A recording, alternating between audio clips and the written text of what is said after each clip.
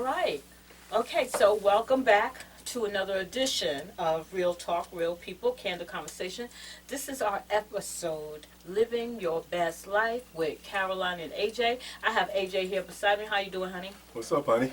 I'm doing good. Back to do it again. Back to doing it again. Because we just always living our best life. We just got finished with a very good wedding. Our son got married. Amazing, right? It was thrilling, exciting, and I was just in heaven. I also officiated the wedding, so I had double duty. Absolutely. It was amazing. Amazing. This is how the Joneses live their best life. Absolutely. Absolutely. More importantly, we got another one out. That's right. Another one's gone. That's right. Both of our children, our daughter and our son, are married now. Listen, we love y'all. Don't take this as we love you. It's okay. You know, we're doing good as parents when we can get our children married. Okay, so we got our grandson living with us, so we're going to have to, wait a little while before we do a real big celebration because, Absolutely. once we get him married, because we got a long time before Naomi gets married, right? Mm-hmm. Right. But we have the pleasure, speaking of Naomi, of having a very special guest here today, Mr. Bernard Robinson, Wow. who just happens to be Naomi's Uncle. Yes, I am. Hey, what's happening? Hello, how are you? I'm well. I'm well. I'm excited to be all the way here. in from New York. That's Come right. hang out with us. That's Oh, right. yeah. That's Yeah. right. He was traveling. He came here so we could do this in person. Yes. And we are in a great little vibe place here. Absolutely. We're in Al's studio Wow. today. We're not no Yes. longer in my little hutch. We're in Al's studio. He invited us into his studio. So, Yes. we're special. Absolutely. We're Yeah. special. So you know what, Bernard? Since you Yes. did not send me a bio, you have the honor Yes. of telling us about yourself. What's going on, Okay, sir? What's going on? I'm good. I didn't know I was supposed to send a bio, but It's okay. I'll type something up next time. It's great to be here, and I appreciate the invite. I'm honored to be Naomi's uncle. Yes, yes. That's a hard act to follow, that young lady. Woo. I must say. She's rough. Yeah, but myself, let's see. If I had a bio, it would say this. It would probably say, born and raised in Brooklyn, Okay. the oldest of three brothers. You know the other two. Yes. One very well. Naomi's daddy. Yes. I started, listen, in my early days, I was in music as well. Okay, okay. In the rap scene, and did a lot of work in the underground hip hop scene in the early 90s with my brother. Got into healthcare, which is my profession right now. My father is a retired EMS lieutenant, and I kind of fell into the family business. I didn't have a choice. I will say I did not have a choice. I was out of high school. He said, "You're gonna do something. You're not sitting around here." Right on. Sign me up for an EMT class. I kind of went kicking and screaming because I did not want to deal with nobody's blood. Right. None of that stuff. That's me. But I got into the field. I loved it, and I still love the field. I'm now in administration, so it's different. I'm not on the ambulance anymore, but you can't replace the memories and the experience that I had working out there for sure. Okay. Right now, I'm in school still, and a forever student, as my wife would say. I thought you were teaching, so you're actually a student. Yes, I am. Okay. Nothing wrong with being a forever student. Okay. Forever student. That's I'm right. completing my doctorate right now in strategic leadership. Get out of here. Beautiful. So by this time next year, I should be Dr. Robinson. Okay, Right. another doctor Another in doctor the in that house. family? Whoa, Yeah. okay. Yeah. Look at us moving up in the world. Listen, I'm gonna keep my little bachelor's I got in 2023. I'm happy. It took me 23 years to get that I bad heard boy. that story. Congratulations, man. Listen, I got my bachelor's at 47. So you know what I'm saying? Yeah. It is Absolutely. never too late. It's Never not. too late. It's not. And I think a lot of people psych themselves out by thinking it's too late. Thankfully, Never. I never had that problem. No. If I'm gonna do it, I'm gonna do it. Absolutely. But what else can I say bio wise? You gotta talk about your family. Yes, I'm getting to them. Okay, because I don't want mama, your mama calling me saying, what about us? Yeah, so let me run that down. All right, so mom and dad is still in Brooklyn. Like I say, he's a retired EMS lieutenant. She is a retired New York City public school teacher. A lot of the time when she was in school to become a teacher, I was her experiment. So, Okay. so my childhood was a lot of after-school homework assignments from mom, and, Yes. and a lot of those black binders. Oh, and, yeah.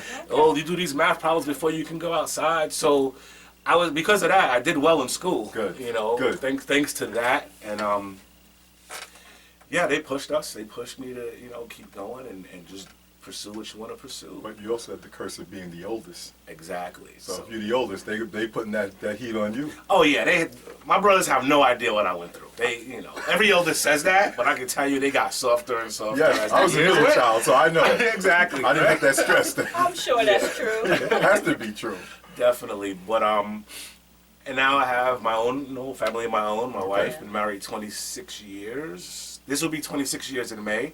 Okay. We're in May also. We're What May day? also. May 23rd. We're May when's the 26th. All right, y'all. See, I knew we Okay. connected. I knew we I connected. like that. From when I met you at the wedding, I said, I like this guy. I like his vibe. I do. Yeah, I love High it. energy, man. I can't help it. Definitely. Same here. I can't sit still. I've been hearing that all my life. Why don't you sit down? You're always standing, always moving around. I Right. just Yeah. can never sit still. Tell them this is, I'm going to give you the line. This is the line. I am going to sit down when I When I'm die. dead. Yeah. Okay? Pretty much, right? As long as I got Exactly. breath, we're going to keep it moving. Something got to be Exactly. done. When I die, then y'all can come and hang out with me. That's right. So- That's right. So my wife and I have 2 boys together, 25 and 23. Okay. Everybody's, out of school, finished with college, and in their rightful professions. My Okay. youngest is in finance. My oldest is in healthcare. Okay. And we're waiting for them to get out the house. We were talking about that earlier. Yes. We're Yes. waiting. They're looking. My youngest is they're actually both actively looking. My youngest is looking in New Jersey. We'll He's welcome getting him. close. We'll welcome him. Yeah. He's getting close. We have some good friends out here as well. Yes. Keep an eye on them, but Yeah, plus very his Uncle Basui. exactly, Yeah. exactly. So good. And he'll start to learn the lay of the land, and any Of course. access and help we can give, we'll definitely provide that. Absolutely, we appreciate that. No, that's what family do, man. That's exactly Yeah. what family do. Yeah. I have very close ties to my church. I serve in the ministry. Did a lot of work with the young adults. Okay. My wife and I actually started what is now the young adult ministry about 12 years ago, and now it's just grown. The church is doing well, and excited about that. I like to teach. and That's stuff y'all. like Look that. at y'all. Yeah, so Y'all that's a very connected. very big part of who I am. Never expected that to be part of my life. Yes. My Yes. my backstory. I didn't want nothing to do with the church. None of Yeah. that. So, but that's how God works. He uses the knuckleheads. I love it because you don't need all the saints. Yeah. You need the sinners to come through that door to make effect change. And I'm a proud member of Generation X. We don't hate on it. Each generation thinks we're all the best. Yes. As a baby boomer, Yeah, of course I'm okay, gonna we're talk the crap baby about y'all. So, we're going to but- talk about and it's Generation X, okay you know what I'm saying? because the generation in front of us look at us and be like, hey, y'all chumps. And when they say that to you, I'll give you another one. When they say something about your generation, you look them straight in the eye and you go, and y'all did that to us. There you go. So if you don't like me, it's your fault. Yeah, exactly. And, dealing with the generation after us is definitely challenging. Yes. They have a whole different mindset Yes. and thoughts and philosophies. But as well they should, though, right? Yeah, everybody Because has the their world chance. has evolved. They're the technology generation. That wasn't us. We started coming into that, but they grew up with it. Yeah. So you can't expect them to be like us. Yeah, exactly. So exactly. and it's okay, but we can't have them go off the rails either. Right, but you also gotta respect their. Yes. Everyone has to respect Exactly. each other's intricacies and things of that nature. Every so. generation has their time to be who they are. And we don't have a right to bully any generation Oh, definitely. because we all have our time. Absolutely. I agree with that. Definitely. Raising 2 of them. Oh, Right. yeah. So you're going I to get learn it, or they're yeah. going to fade. Yeah, Okay. I never knew how much I didn't know about life till I had children to tell me you don't know what you're talking about. There you have it. I never thought I would be to the point where I would say I cannot listen to this rap music you guys are playing. Well, I've had those conversations. Listen, I'm hip hop all day. I am. Yeah. Yes, we You grew up know. with that. Yep. Yes. So. It was different. The music was different. Hip hop was different. Yes. True. We had this conversation Yes, we yesterday. I did. think We did. about We that. had it yesterday. Because we are hip hop. Yes. You know what I'm saying? We looked them in the eyes and told them, I said, you think you guys are the hip hop generation? No. I said, no, you're not. We are. That's grew up right. with Sugar Hill and and We. Big Daddy Kane and Grandmaster Caz Oh, and legends yes. in this game. So y'all True. are the beneficiaries of it, but it's a connected thread Yeah. that goes Oh, through all of definitely. our lives. Definitely. Like our parents had Motown, that Uh-huh. translated through us. Yeah. Then my generation got Earth, Wind, and Fire, the P-Funk. Yes, So, yes, you yes, know, yes. Yeah. so it's okay. Now, I do want to say this because I like what you said, that when we met at the wedding, that was the first time I got a chance to meet you. And, you know, we're there for this momentous day. Our daughter's getting married, so, you know, we over the damn moon. Yes. And you're watching your baby brother taking that plunge. So we had a shared vision inside of that moment. And that was a pandemic wedding Yes. Oh yeah. because they got married around Labor Day of Yes. 2020, 2020. and the pandemic hit in In March. Yeah. And being that you were this person in the health field industry and going through what you were going through, I know you had an incredible pandemic episode, not just trying to be the leader of a group to get folks well, but you had a situation that I need you need to talk a little bit about that so people can really understand you. Yeah, definitely. Yeah, 2020. My birthday's in March, right? So for my 50th that year, my wife and I went to Jamaica. It was great, and we, you know, you're watching the news still because Right. the pandemic stuff was starting to pick up steam. It was really starting to get. So we were like, oh man, we might have to leave soon or leave early, cut the trip short. We didn't. Had a great time. Came home. I went back to work.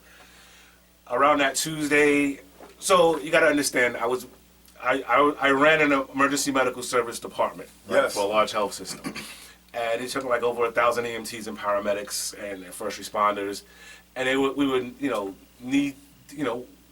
we were in the thick of everything, Of on the front course. line. So they shut down all administrative activities, basically, and everything went to start, Zoom meetings or Microsoft Teams. Everything was virtual. Virtual. All meetings in person was shut down. A lot of administrative tasks were done. So me, I'm a paramedic by nature. So I said, all right, well, I'm going to go out on the road with the troops and support them and lead, As be a a good leader would. Because I would never ask my guys to go into something I wouldn't go into, and you have to show them that. Love Yeah. that. So I did that. Ended up getting COVID. That week, I knew it. I went to one of the hospitals in Forest Hills, which was the epicenter, and what I saw in the ER was just Chaos. can't explain it. Everyone Yeah. was on a vent or just coughing uncontrollably, bodies everywhere, and you could just see it. Something's is not right. And I just had a feeling. I said, I think I got exposed to this. Yes. I was helping move patients and probably didn't have my eye shield on or something. I know something. Yes. But I told my wife, I'm going to go in the basement for a couple of days just to see what happens. Long story short, I ended up getting really sick. I got that original 2020 COVID. Yes. That uncut. They didn't know anything They about know it. about it. That hardcore, put you on a vent COVID. Thank God I didn't have to go on a vent, but my numbers would have justified me going on a vent. I got Okay. hospitalized twice, admitted to the hospital with double pneumonia. I was out. I was just out of it, like really bad. I remember one night I sent a text to my pastor. He's my guy too. Like we're cool like that. So I sent a text to him and 3 other my friends that I know from church, we're Yes. close with, and I was just like, hey guys, this thing is trying to kill me. Yes. I don't know what's going on. Please pray for me. I kid you not. That next morning is when I went to the hospital the second time, stayed for a week in the COVID wing. Thankfully, it worked out. I got discharged on Easter of 2020. Okay. And got back to it. And that story actually got picked up, like nationally. It was like a well-publicized story. Yeah, The yes. health I system think I made read it. Yeah, I saw a piece. That's why I Yeah. said, because you're in the health field industry, when COVID hit, us lay folks, it's just, we seen SARS, we done seen Legionnaires, Yeah. ain't none of us around for the Black Plague, so this Right, ain't right, no big right, deal. right. Had swine flu. But you Right. being in the health field industry, in the thick of it, and I think you said something pivotal. When you walked into that ER, like we have no clue what you're talking about. When you paint that picture, we don't see that. Right. So you knew how dire and how grave this was, and the fact that you were going through it now, you had to be treated Yeah. by the industry that you are serving. Exactly. And thankfully, you sitting here with us, so you came through this thing. You don't know how to appreciate the little things in life until you can't breathe. There you go. Exactly. And every breath I took felt like cement was in my chest, Yes. and I could only breathe in so much. And I like, if this gets any shorter, I'm gonna pass out. Yes. And it was I still do this. I get in the car, start the car and take a deep breath and just like, thank you. 'Cause That's right. Pain-free breath. That's right. I grew up with severe asthma as a child. So you kind of This was the one that got me. I lived in front of a park. So you go out my back window, huge park in Spring Valley, New York. I'm in the house. All my friends outside playing. I'm in the house stuck. So like you with your parents pushing you, I was the reader. I read everything in sight, so I read everything. So while they're my friends outside playing, being athletic, I'm the kid inside of sucking in all that knowledge. Yeah. So we're just happy you came through that. So I just wanted to make sure we get that because I want people to understand that is a part of your journey. So I just wanted to make sure we talk about that. And just to that, the tough part about that is during that time they weren't letting people ride in the ambulance with family members, and for a lot of people that was the last time They might would see a family yes. member. Yeah. And my staff knew this, Yes. so that adds to your burnout. Like you know what situation you're in the middle of. Yeah. Yeah. And I remember when I got carried away in the ambulance, you know, and seeing and my guys, my two sons and my wife, they're on the curb watching You pull away. You know what I mean? Like Yes. that stuff like that really hits. Yeah. Exactly. You know, it really makes you think. Yeah, and man. It was deep. Good. I know it was. I was nowhere near that. I got COVID too and had to go to the hospital, but only because of dehydration. I had got severely dehydrated, and my doctor was on the phone with me, and she was getting my report every like 10 minutes or so. And she says, "I'm gonna need you now to go to the hospital." Yeah. Al had been bringing me water, bringing me electrolytes, bringing me stuff, but it wasn't Right. working. Did So you lose the taste and all that? I don't think so. It was I was just weak. Okay. I was just Yeah, that weak. was awful too. Yeah. I was weak and just weak. Now, and let me at give by you that the point. male 'Cause- selfish 'cause part he- of this story. You know. So, of course, you know, it hit me first.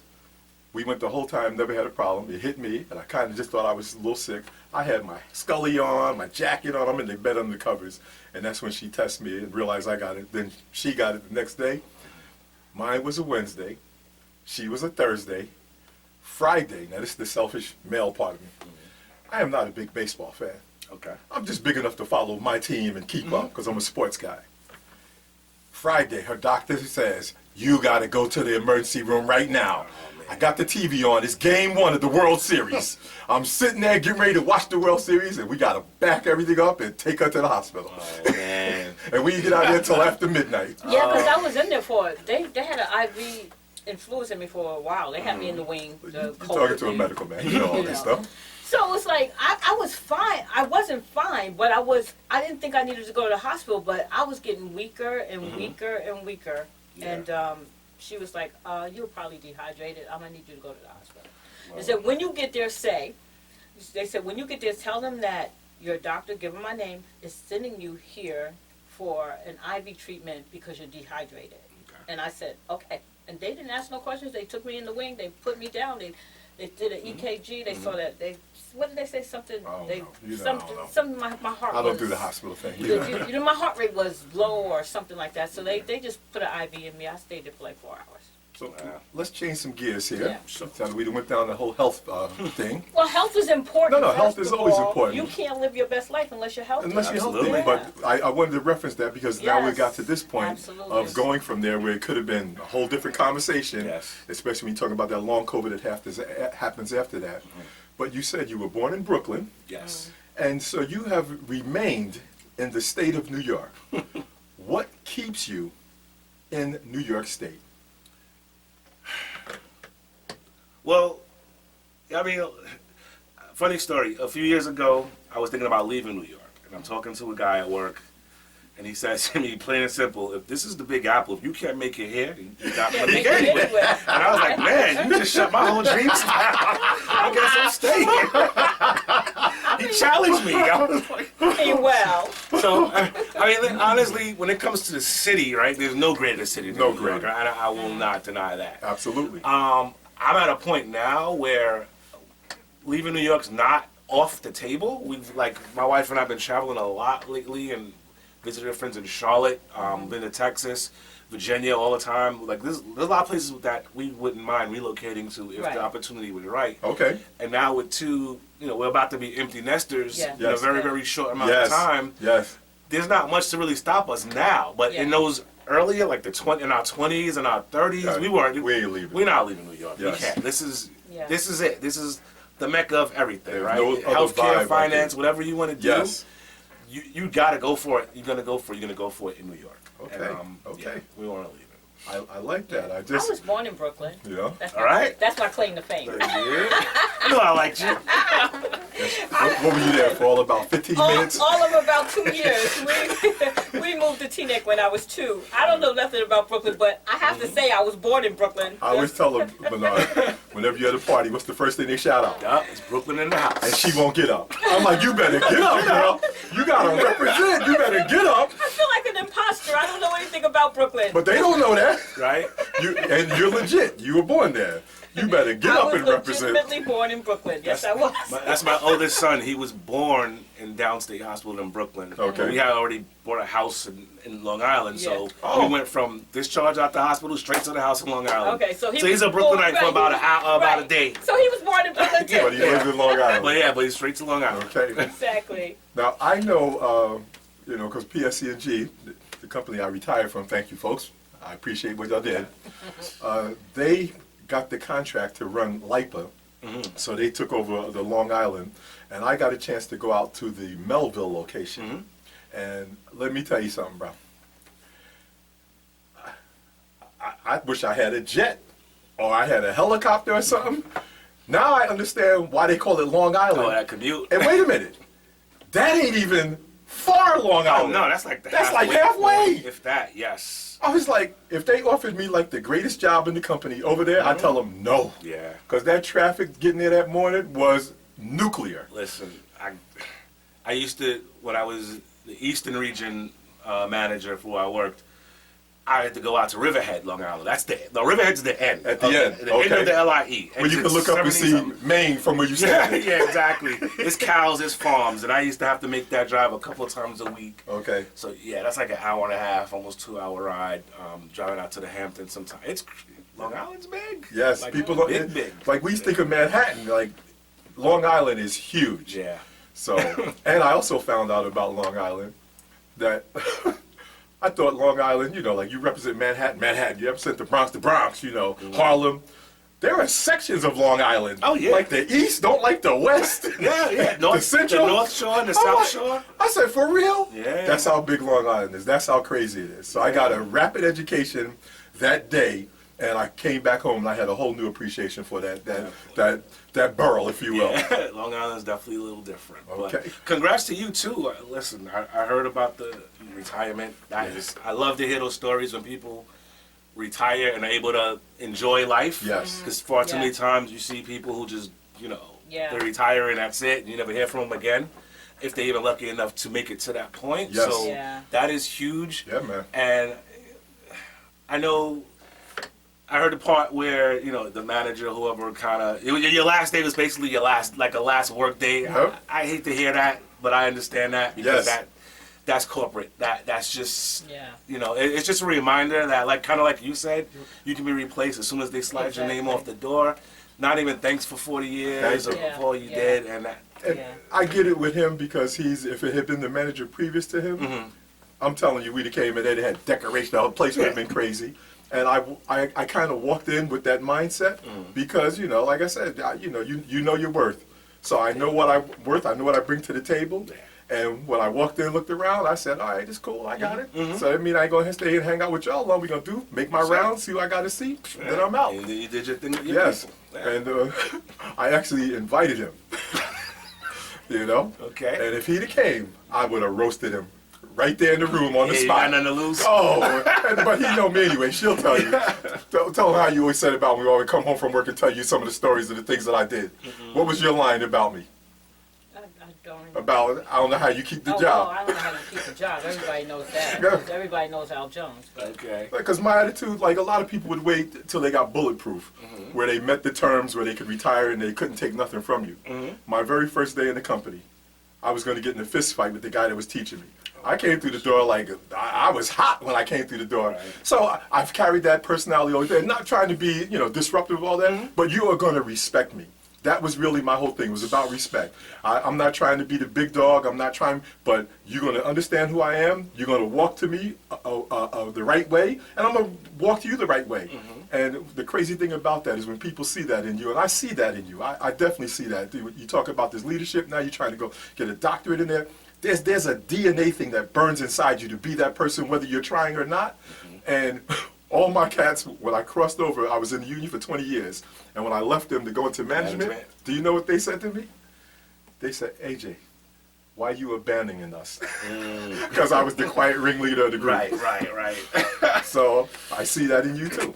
So I've been reading a lot because, you know, I see all the stuff that come on because I think you're my Facebook friend too. So I see a lot of stuff coming in through you. You won some awards. You've been, He was the grand marshal of the daggone parade. What parade was that? So let's talk about that because that's a really big deal to me. Yeah. So yeah, I did. So when I worked, I did a lot of community work. That was a thing I'm passionate about is community relations, community outreach, and working for a big system. There are a lot of communities that we should be serving that we don't serve, and things of that nature. Yes. And you hear about healthcare disparities. And you hear about the maternal, how the black maternal mortality rate is higher, 5 times higher than white women when they're given things like that. Yeah. And that's a real thing. That's the thing. How is that even a thing in 2024? Yes. So stuff like that burns in me, and I think I started getting a little outspoken. Sound like Al Jones. About how could this even exist? Yes, in this day and age. Right, and so I did a lot of community work. I started youth programs. That one's been going for like 12 years now with the Explorers. Okay. I started like a mini EMS camp for kids. I did a lot of clothing drives, food, anything to make to make the health system a part of the community that we serve. Because I always say that if you're going to operate in a community, you got to add value to it and not just be don't take right. Yes, exactly. 100%. So we started giving away turkeys. I mean, we were just doing a lot of crazy. I'm not a crazy thing, a lot of things, good things, Yes. good things. A lot of good things. And I'm talking all over the city and Long Island as well. Okay. So after years of that, then the recognition started maybe like 4 years ago. Let's say really, this person recognized you, you get this award, you get that award, and it just started really, really picking up steam. I made a lot of good friends in the public relations department for the health system, and they would put me in things, and just really, really snowballed. And then about 2 years ago, I think I was one of the grand marshals for the African American Day Parade in Harlem. Wait a minute, I want you to say that again. Say it. I was one of the grand marshals for the African American Day Parade in Harlem. Oh, we gotta clap that up. We gotta clap that up. We definitely gonna clap Listen, that up. man. That was up on the big float rolling down the street. Man, Come on, listen. man. That ain't no everyday occurrence. No, it's not. I hung out with Eric Adams, Al Sharp. I just with that to me. I still look at the pictures. I'm like, this is crazy. That's it, yeah. I mean, Think from where you come from to where you going. Yeah. It was beautiful. Weather was perfect, and there's thousands of people. Yes. Drama. And they hand me the mic to rally up. I'm like, what is this? I'm handing the mic to Al Sharp. That is crazy to me. But that was definitely a highlight of highlights. And I got to walk in the parade with Sandra Lindsay, who she's the nurse that was the first person to get the vaccine. Oh yes, I remember her. Yes. So that was that sister. Yeah. Yes. Sweet woman. So she and I got really cool. Okay. From going to different events and being at things and just. So she's a really, really, really good people. But yeah, that was huge. That's a huge career highlight. Just being a grand marshal of that parade. Okay. Here's how I got in that parade. 2 years prior, I have been asking for years. My boss at the time, why aren't we in this parade in Harlem? We serve Upper Manhattan. Okay. Why aren't we in it? We were in all the other parades. You know what I'm saying? So why are we in this parade? No answer. So when I got promoted to a position where I had a little leverage, I signed us up. I said, I'm just going to sign up my department. And then somebody said to me, why don't you just run it by community relations as a courtesy? You don't want to kind of step on their toes. Right. Okay. So I did that, got it to the right person who was like, yo, we're on it. They supported us that first year. And then it just, about 2 years later is when we kept growing our presence, in the parade. Okay. So that third year, the health system became a major sponsor of the parade. And it was like a, big thing. So, persistence. I was like, why aren't we in the African American? Yes. Right. No, I love it. That's how you get your footprint out there.